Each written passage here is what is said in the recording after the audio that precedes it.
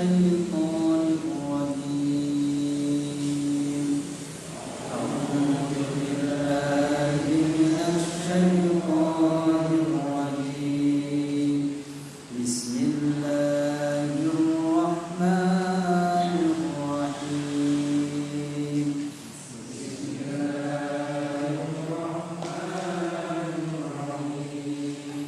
الحمد لله رب العالمين. الحمد لله رب العالمين. الرحمن الرحيم.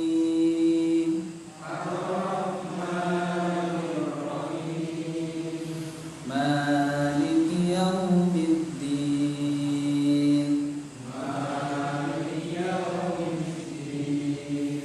إياك نعبد وإياك نستعين. إياك نعبد وإياك نستعين. اهدنا الصراط المستقيم. اهدنا الصراط المستقيم. صراط الذين أنعمت عليهم. صراط الذين أنعمت عليهم غير المغضوب عليهم ولا الضالين.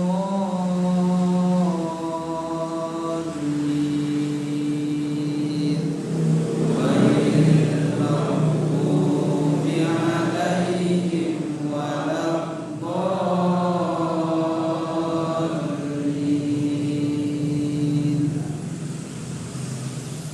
وإن كنتم على سفر ولم تجدوا كاتبا فرهان مقبوضة. على سفر ولم تجدوا كاتبا فرهان مقبوضة. فإن أمن بعضكم بعضا فليؤد الذي اؤتمن أمانته وليتق الله ربه.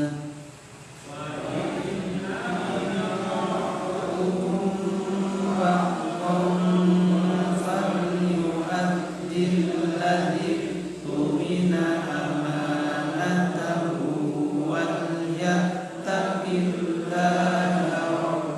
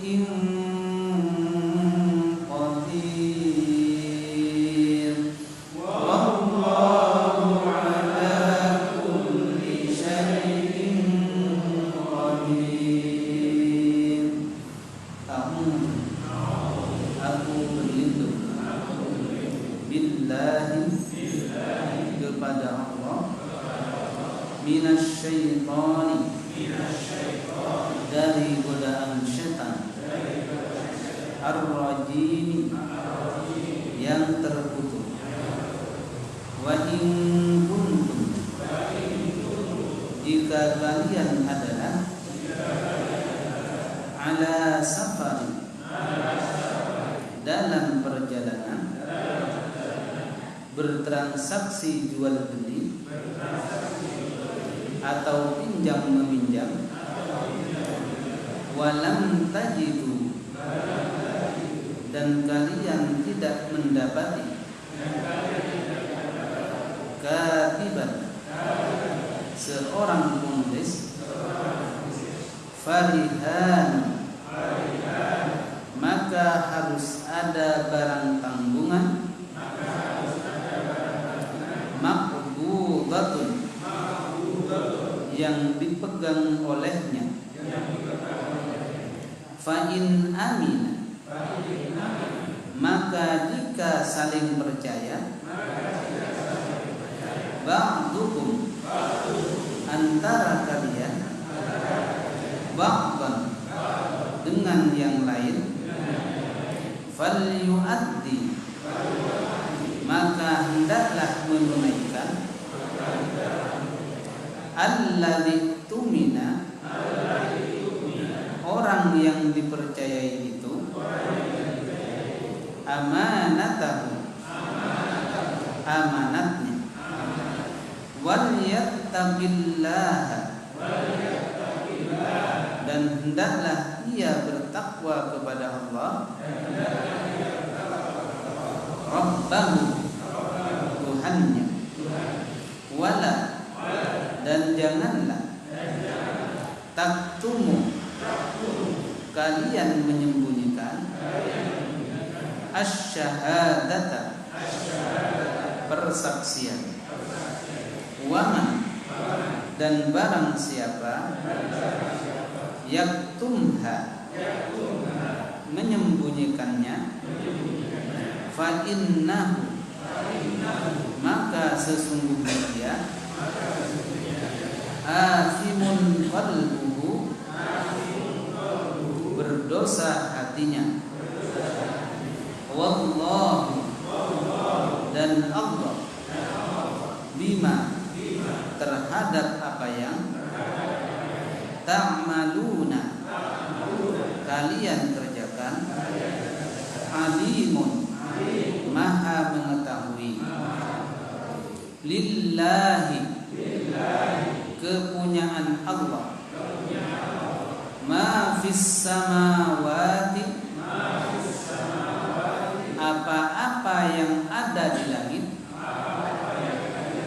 wa ma fil ardi, dan apa-apa yang ada di bumi. Wa in tubdu, jika kalian menampakkan, ma fi anfusikum,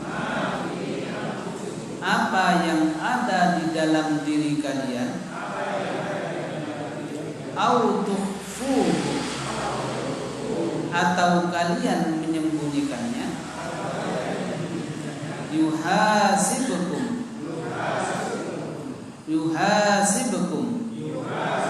niscaya diperhitungkan, bihi, dengannya, Allahu, oleh Allah, fayaghfiru, lalu dia mengampuni, liman yasha'u, bagi orang yang dikehendaki, wa yu'adzibu, dan dia mengadab, may yasha'u, orang yang dia kehendaki, wallahu, dan Allah, ala kulli syai'in, terhadap segala sesuatu, qadirun, maha kuasa.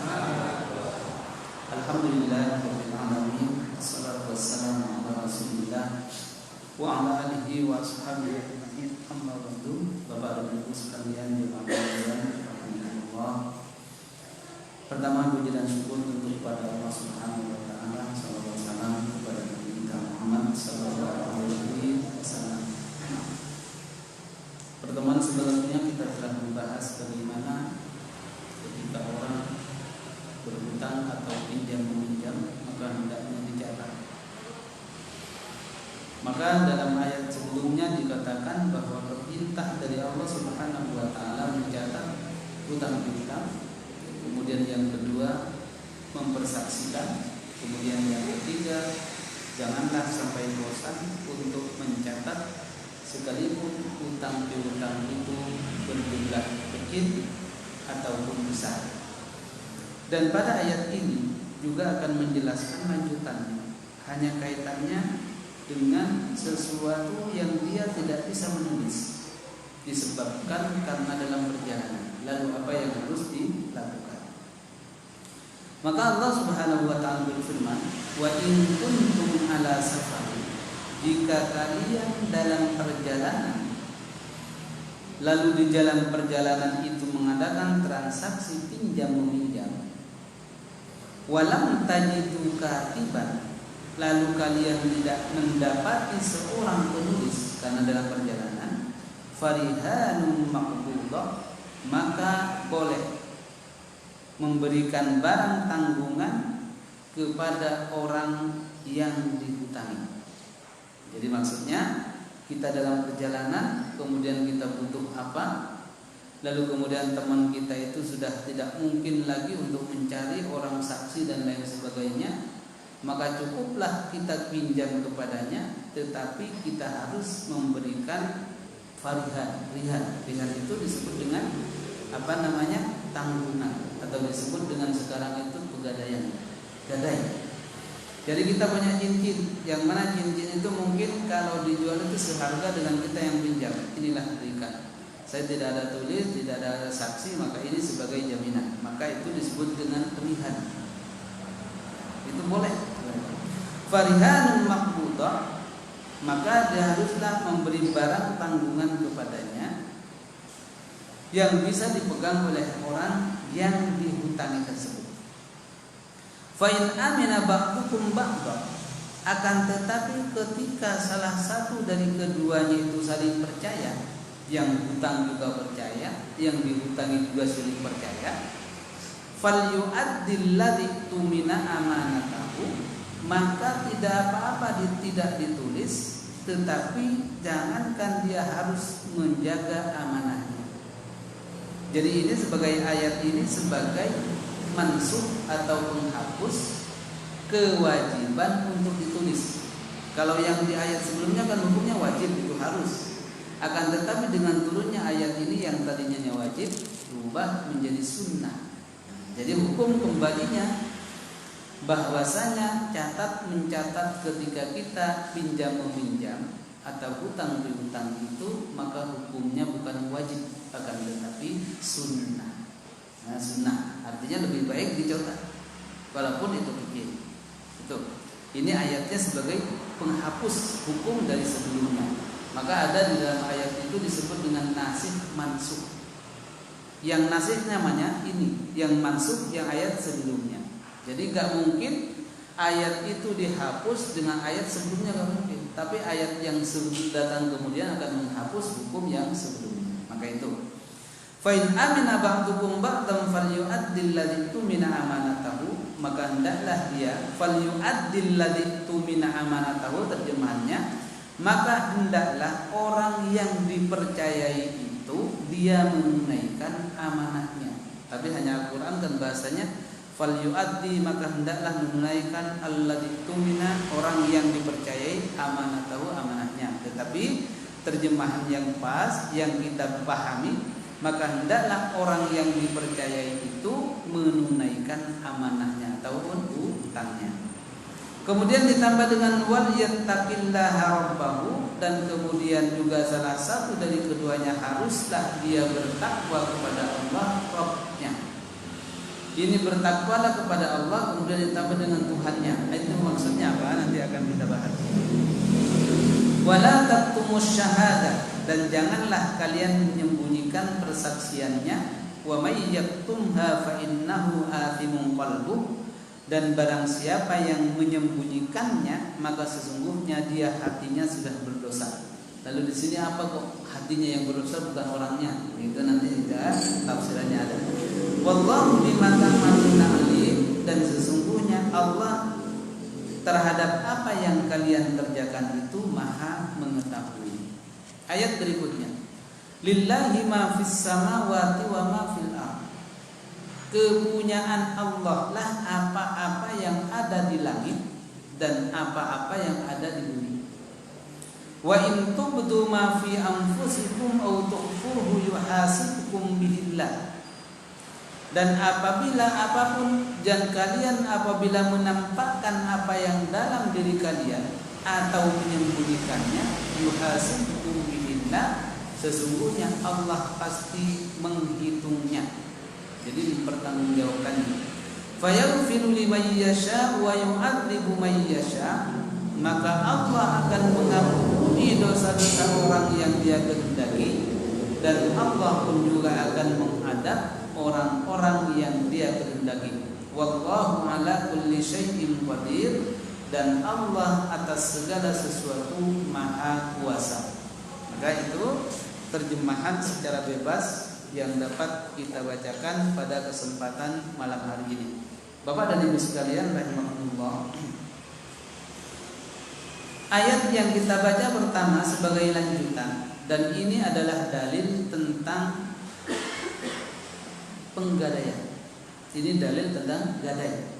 Jadi ayat tentang gadai itu ini.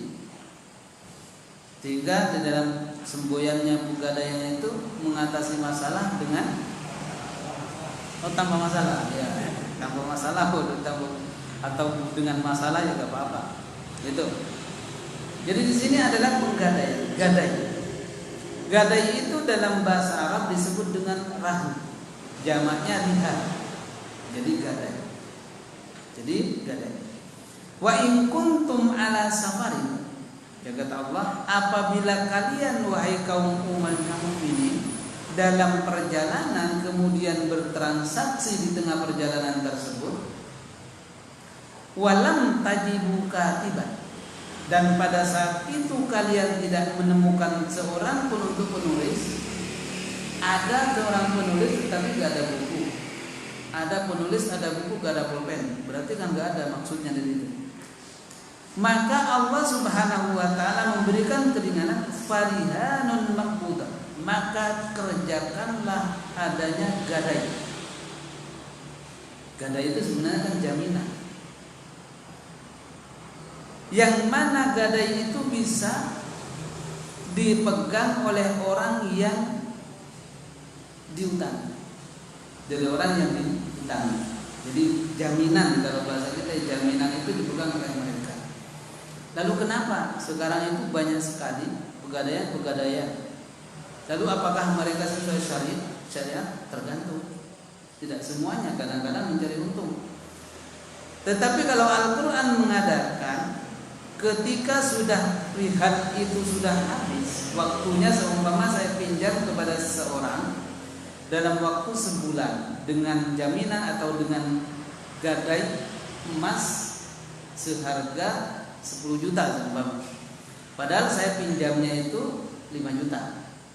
Kemudian setelah sebulan saya tidak punya uang untuk menebus itu, maka mereka itu bisa berhak mengambilnya, tetapi jangan semua, sesuai dengan apa yang kita pinjam.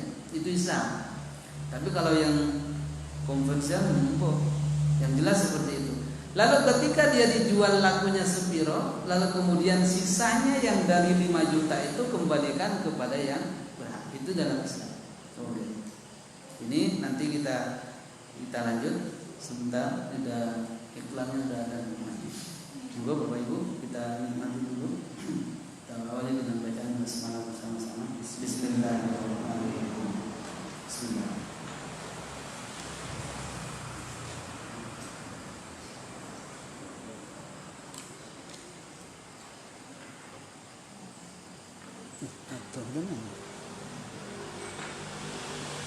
Ya, kita lanjut, tidak mengurangi kenikmatan Bapak Ibu sekalian. Jadi ini kaitannya masih dengan hutang piutang. Hanya saja kalau hutang piutang langsung itu kita tidak perlu kita mengadakan rahim. Cukup ada yang mencatat atau cukup saling percaya. Itu kalau kita dalam keadaan bertemu. Tetapi kalau dalam perjalanan, seumpama kadang-kadang kan kita ke Mekah, tetapi di jalan ketemu dengan orang yang akrab jadinya kan. Pada saat itulah dia butuh. Lalu kemudian transaksi, ya udah langsung cincinnya aja berikan sebagai jaminannya. Maka itulah disebut dengan rihan. Itu hukumnya boleh dalam Islam. Dengan catatan rihan itu apakah harus lebih tinggi harganya dari yang diatur? Tergantung. Dia harus lebih tinggi. Tetapi kalau di pegadaian yang biasa harus lebih tinggi, gitu kan? Kalau yang sekarang itu harus. Karena nanti pertimbangannya nih kabur itu iso untung, gitu kan? Tapi kalau dalam Islam enggak boleh. Rihan itu atau boleh yang dimaksud dengan gadai itu lebih murah atau lebih tinggi harganya boleh. Hanya saja nanti ketika jatuh temponya kita tidak mampu, kemudian diambil kok harganya masih rendah dibandingkan dengan apa yang dia pinjam, maka nambah. Gitu. Tetapi begitu juga ketika dijual kok lebih, yang seharusnya kita hanya pinjam 500, tetapi setelah dijual ternyata 1 juta, maka kita mengembalikan 500-nya. Itu Islam mengajarkan, itu ada. Jadi tidak ada ngambil untung di situ karena ini adalah hutang piutang secara Islam. Maka itu cara di dalam Islam. Maka kata Nabi Sallallahu Alaihi Wasallam pun juga, kenapa adanya hutang piutang kemudian rahan itu dianjurkan? Karena Nabi pun sampai maaf meninggal dunia, beliau itu punya tanggungan atau punya rahan, ya, punya apa namanya? Barang beliau itu baju besinya digadaikan kepada orang Yahudi untuk mengambil 30 gandum untuk makan keluarga sampai beliau meninggal. Coba, subhanallah. Jadi Nabi walaupun beliau itu nyah-nyoh gitu ya, tetapi beliau juga pernah mengajarkan seperti itu. Bahkan bukan orang Islam Nabi mengajarkan, orang Yahudi. Orang Yahudi tahu kerasnya luar biasa. Kurang sedikit aja itu Nabi sampai meninggal. Dan ini menunjukkan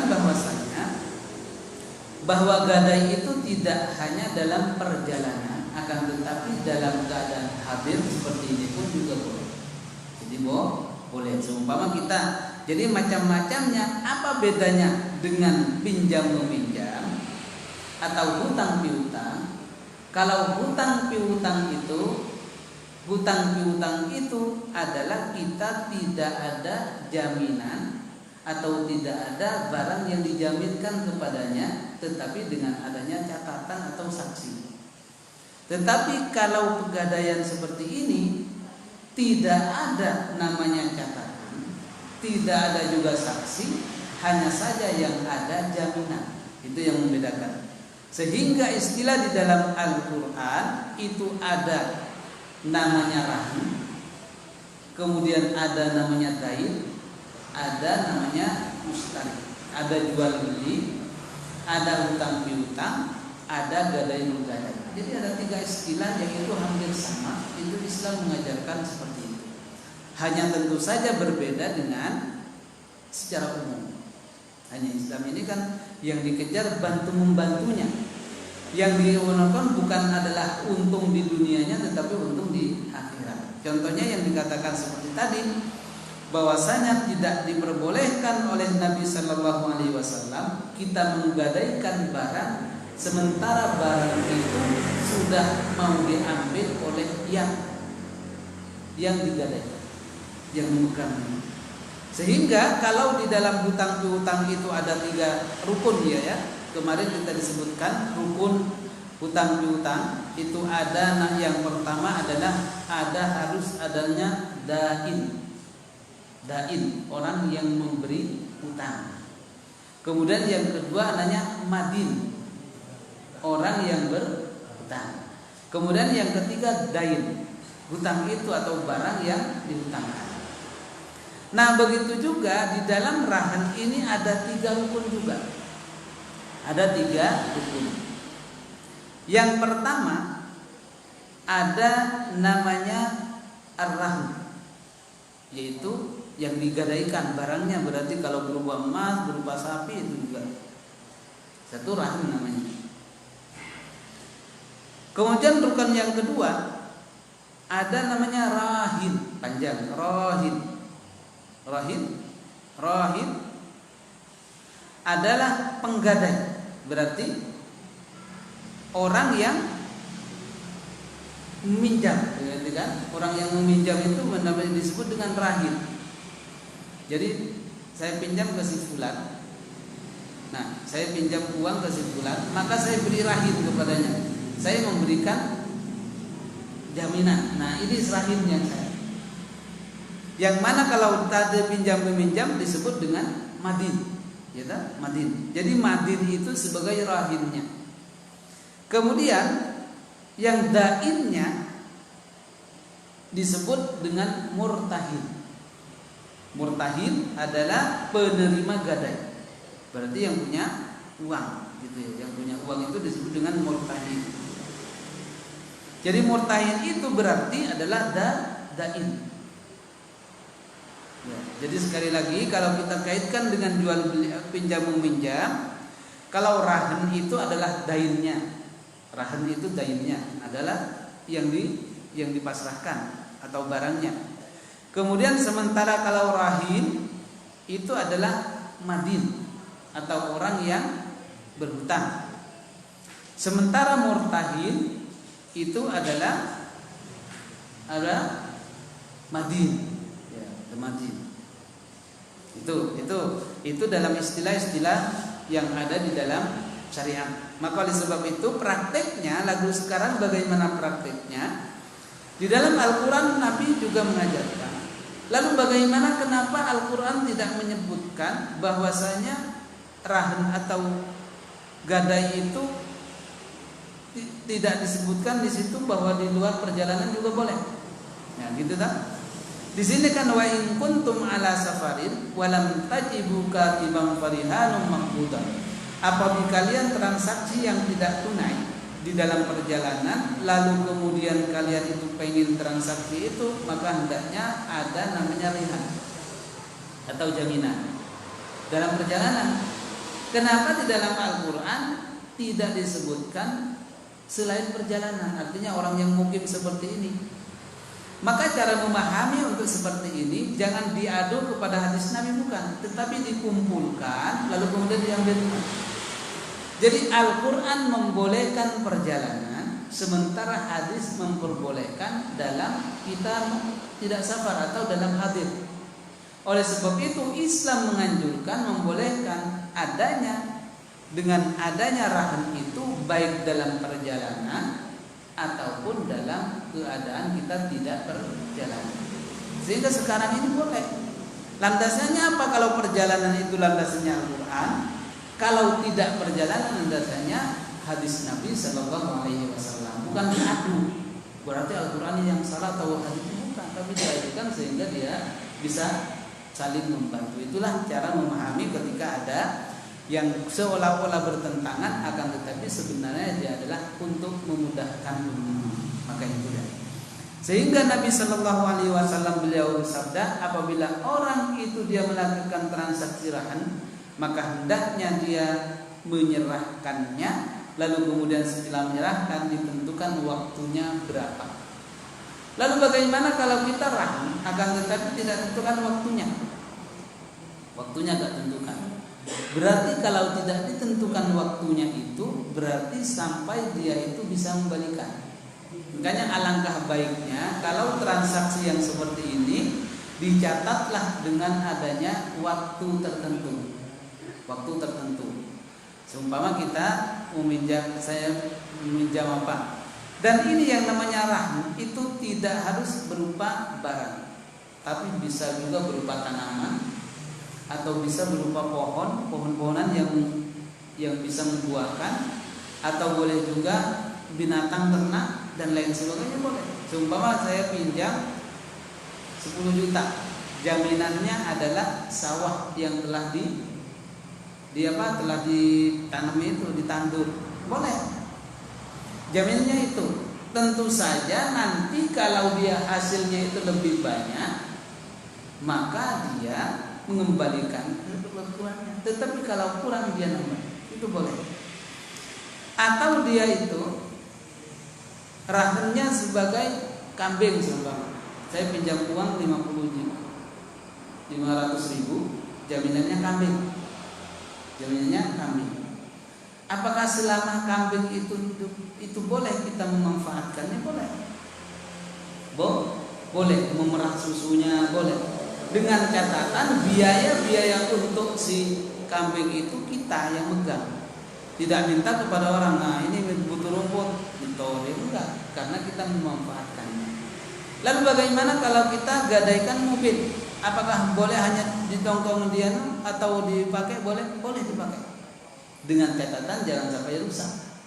Masalah bensin dan lain sebagainya yang tanggung jawab kita, bukan minta kepada yang menggadaikan, tapi kitalah yang harus bertanggung. Itu boleh dalam Islam, hanya saja jangan sampai rusak. Ketika nanti dicek ada yang rusak, tentu saja dimusyawarahkan.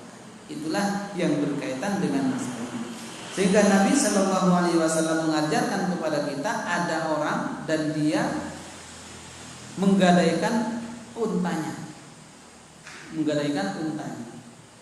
Maka kemudian setelah untanya itu kan masih satu tapi berbunting. Lalu kemudian setelah sesungguhnya saya itu menggadaikannya dengan unta, karena dia ada bunting dihitung 2, maka gak bisa. Tetap nanti ketika dia metu kedua, maka dia punyanya orang yang bukan yang memelihara tadi. Karena itu hanya sebatas dia titipan saja. Kemudian larangan-larangan ketika rahan. 1, larangan-larangannya, tidak boleh tujuan salah satu di antara keduanya, baik rahin atau murtahin, dia akan menguasai apa yang dilahirkan. Menguasai maksudnya begini, kamu tanggungannya ini aja, taruh di aku, pokoknya bisa bayar ataupun nggak bisa tetap saya ambil. Nah ini nggak boleh, karena itu masih punya haknya yang sama. Itu larangannya, tidak boleh dia menetapkannya dia untuk. Itu yang pertama. Kemudian tidak boleh juga yang kedua larangannya, rahan ini tidak boleh yang sifatnya perkara yang haram. Maaf, benda-benda haram itu gak boleh. Saya ngambil ini tapi jaminannya maaf babi ngepet atau babi asli, nggak boleh, karena dia perkara yang jenisnya udah haram, nggak boleh. Atau maaf anjing, baik anjing waras atau anjing, itu nggak boleh, karena dia udah perkara yang haram. Nah itu kalau dalam Islam nggak boleh. Jaminannya apa? Asum nggak bisa, karena itu adalah termasuk perkara yang. Kemudian yang selanjutnya, tidak boleh juga rahan itu tetapi tidak langsung cash. Tidak boleh. Jadi contohnya, saya mau rahan tetapi nanti atau besok seminggu lagi, bisa. Itu masuknya nanti kepada riba, nantinya masuk kepada hal yang riba. Jadi harus kontan gitu ya, harus kontan, makanya itu larangan-larangan ketika rahan. Dan rahan juga tidak diperbolehkan bagi kita umat Islam itu mengharapkan orang yang mengadu itu maaf binasa. Mudah-mudahan yang mengadu itu kecelakaan, nggak entah. Kan berarti pengen menguasainya, itu juga tidak. Dan banyak lagi yang intinya adalah sesuatu yang dilarang itu termasuk dilarang dalam masalah rahan. Lalu apakah boleh kita sekarang ini ke pegadaian dan lain sebagainya, kalau tidak menimbulkan untung dan lain sebagainya, monggo. Tetapi kalau ada ini harus sekian wanipiro, haram, di situ masuknya kepada riba. Karena ada kan mengatasi masalah tanpa masalah. Benar tanpa masalah apa tambah masalah, monggo. Jelas. Tetapi kalau Islam, istilah rahan itu ada, gadai itu ada, akan tetapi praktiknya mungkinlah yang berbeda dalam kehidupan sehari-hari. Lalu bagaimana dengan penggadaian syariah? Ini secara mutlak saya masih belum mempelajari bagaimananya. Yang jelas kalau kodenya seperti yang diajarkan dalam Al-Quran dan hadis itu diperbolehkan. Hanya saja kalau melanggar itu tidak boleh. Itu tidak diperbolehkan karena masuknya kepada nanti riba. Alhamdulillah. Itu adalah kembali lagi karena ini kan masih berkaitan dengan riba, maka masih hal-hal yang sangat sensitif dalam hal ini.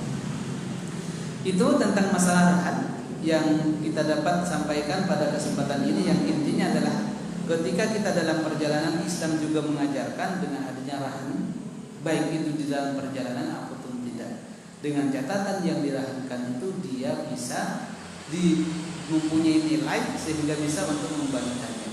Dan di dalam Islam tidak dipersyaratkan rahannya itu lebih gede dari yang dipinjam atau lebih besar darinya atau lebih kecil. Yang jelas ada tanggung jawab di situ. Mengapa adanya rahan ini diperjalankan dalam Al-Quran? Agar supaya orang yang dipinjam itu lebih tenang hatinya. Kalau tadi kan ada notaris, tetapi ini tidak ada, tetapi sudah ada barang.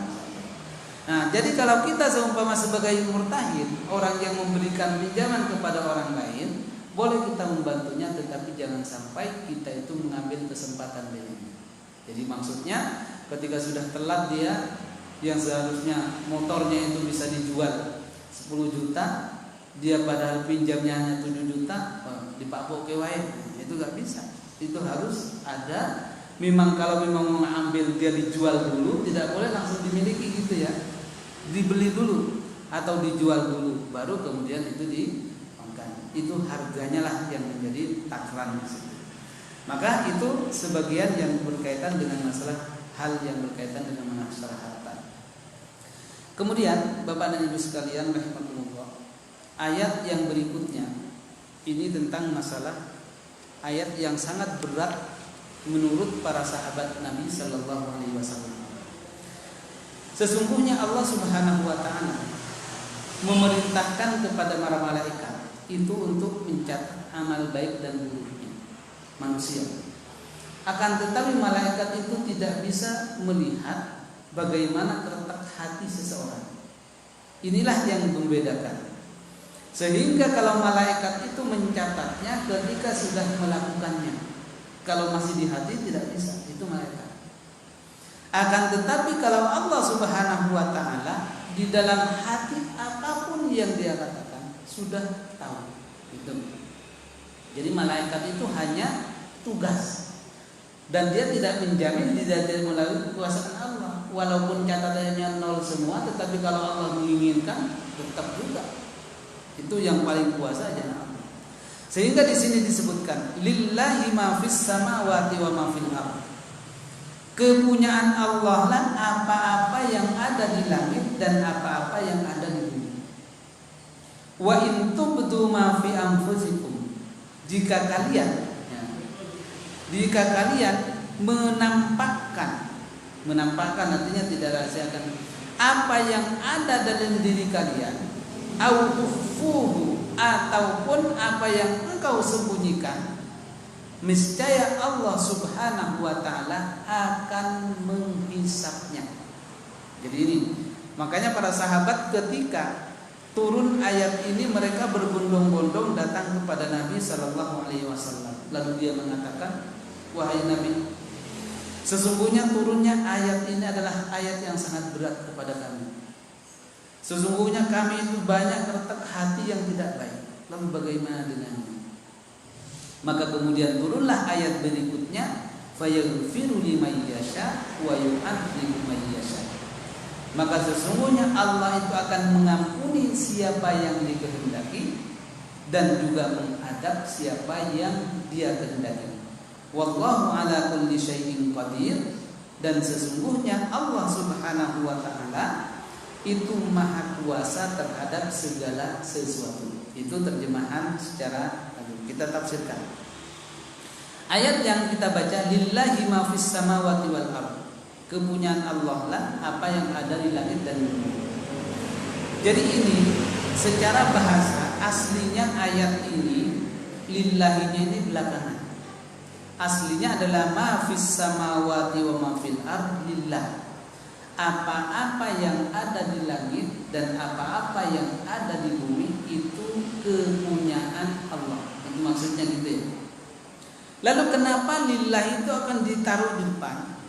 Karena di situ ada sesuatu yang sangat ditekankan, yang mana manusia tidak bisa berbuat apa-apa dan manusia tidak bisa melakukan apa yang Allah kehendaki. Jadi tekanannya kenapa? Lillah, hanya kepunyaan Allah, bukan manusia maksudnya. Sehingga itu dikedepankan. Yang mana secara bahasanya asli kalau kita dalam bahasa Arab itu apa-apa yang ada di langit dan apa-apa yang ada di bumi itu milik Allah. Tetapi dibalik, milik Allah lah apa-apa yang ada di langit dan ada di bumi. Ini penekanan bahwasanya manusia tidak bisa berbuat kecuali hanya Allah Subhanahu wa taala, baik itu di langit ataupun di bumi. Sehingga apapun yang ada di langit, begitu juga ada di bumi, semuanya milik Allah Subhanahu wa taala. Tentu saja namanya milik itu adalah orang kalau sudah memiliki itu mau diapain saja boleh. Begitu juga Allah Subhanahu wa taala memiliki kita mau diapakan saja boleh, karena itu milik Allah Subhanahu wa taala. Sehingga kita ada yang kita ada hanya sebagai yang dikehendaki Allah. Nah, oleh sebab itulah kata Allah, wa in tubdu ma fi anfusikum, apabila kalian itu menampakkan di dalam diri kalian berbuat kebaikan ataupun menyembunyikan kebaikan dan keburukannya, semuanya akan diisi. Kalau versi malaikat itu berbeda dengan versi Allah. Kalau malaikat cukup zahirnya, ketika melakukan baru dicatat, ketika tidak enggak, gitu kan? Akan tetapi kalau Allah Subhanahu wa taala, baik itu secara lisan ataupun di dalam hati, ketahuan semuanya. Sehingga Allah Subhanahu wa taala seumpama kita dalam keadaan seperti ini, tetapi keretak di dalam hati, itu orangnya gak baik dalam hati. Malaikat gak nyatat, akan tetapi Allah lah yang mengetahui. Inilah yang dimaksud dengan wa in tubdu ma fi anfusikum aw tukhfu yuhasibkum bihillah. Maka oleh sebab itulah Allah mengajarkan kepada kita janganlah sampai walaupun di dalam hati itu mengadakan ada namanya buruk sangka. Malaikat tidak mencatat, akan tetapi Allah mengetahui. Inilah kebijakan yang sempurna. Suatu contoh bahwa Allah itu adalah tidak melalui prosedur yang ada di dalam catatan malaikat. Suatu contoh, kita dengar ada seorang pelacur yang pada suatu hari setelah pulang kerja, setelah pulang kerja, kemudian bertemu dengan seekor anjing yang kehausan, gitu kan? Padahal dia nggak salat, nggak puasa, belas. Secara malaikat dosa kafir, gitu kan? Maka oleh sebab itu pada saat itulah masih ada hati dia. Akhirnya karena menjulurkan, lalu kemudian dia pada saat itu tidak ada timba pada saat itu. Sumurnya itu berarti kita harus turun. Maka si wanita tadi turun dan itu gak ada gayung.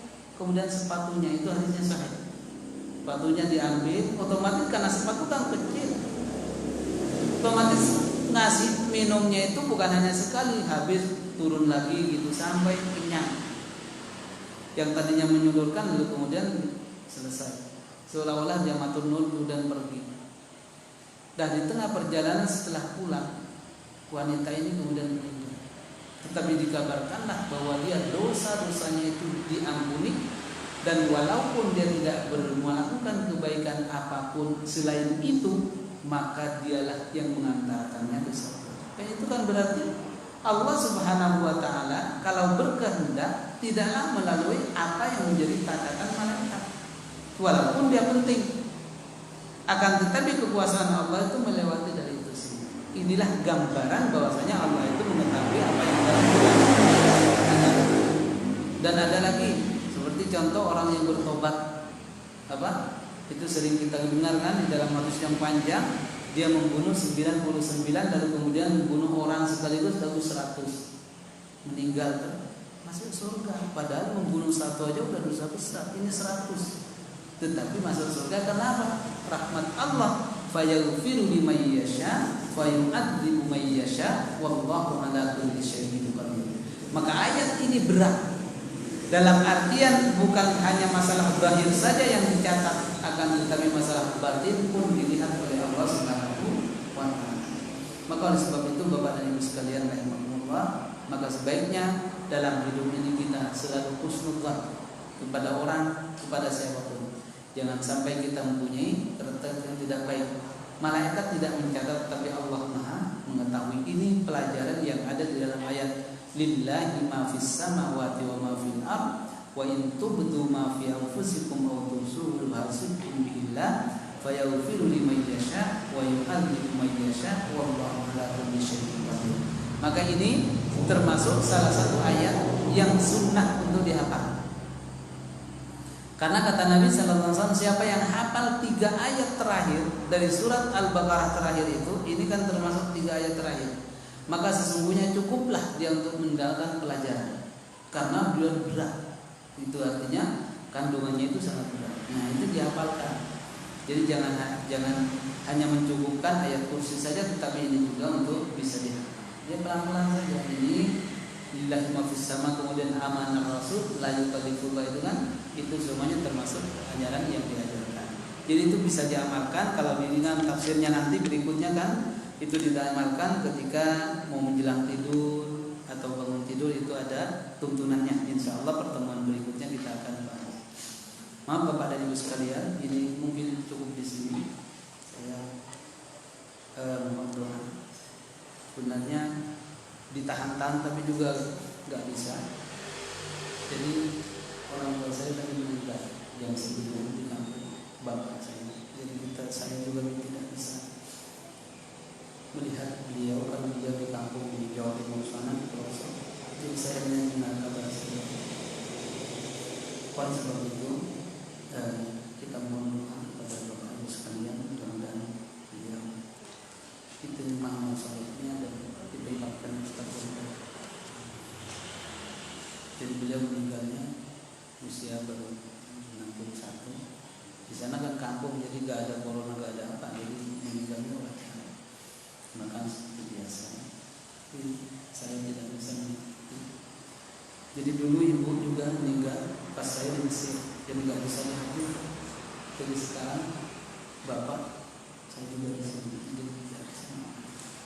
Tapi mudah-mudahan Allah Subhanahu wa taala mengampuni dosa-dosa. Bismillahirrahmanirrahim. Alhamdulillahirabbil alamin. Alhamdulillahi ni'mahu wa kafi mazidah. Ya Rabbana wa lakal hamdu kama yanbaghi li jalalika wa majdi. Allahumma ighfir lahu warhamhu wa'afihi wa'fu anhu wa akrim nuzulahu wa wasi' madkhalahu wa wasi'hu bil ma'i wal thayyi wal barakah. Allahumma la tahrimna ajrahu wa la tahrimna ba'dahu wa ighfir lana wa lahu wa li ikhwanina alladhina sabaquna bil iman. Allahumma ij'al qabrahu rawdatan min riyadil jannah wa la taj'al qabrahu hufratan min hufari nar. Ya Allah, ya Rabb kami, di tempat yang mulia ini mohon keberkahan, ampunilah dosa-dosa kami semua ya Allah. Ampunilah dosa kami Tuhan, meninggal kami tadi ya Allah. Ya Allah, ya Rabb kami, sungguh kami jauh dari beliau, agar kami bukan beliau kami. Ampunilah dosa-dosanya, terimalah amal baiknya, kabulkanlah semua amal baik. Rabbana zalamna anfusana wa illam taghfir lana wa tarhamna lanakunanna minal khasirin. Jadikanlah beliau kuburannya sebagai tamu yang ada di surga, dan jangan menjadikan kuburan sebagai kubur yang ada di neraka. Rabbana